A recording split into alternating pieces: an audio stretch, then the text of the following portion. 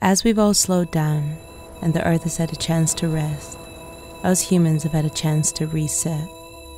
A passion for the world outside is burning like never before.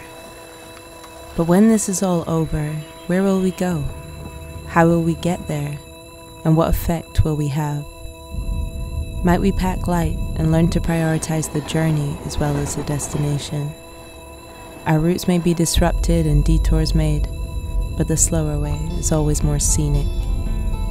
On arriving, might we support the independent, celebrate the alternative, and delve more deeply into the underground?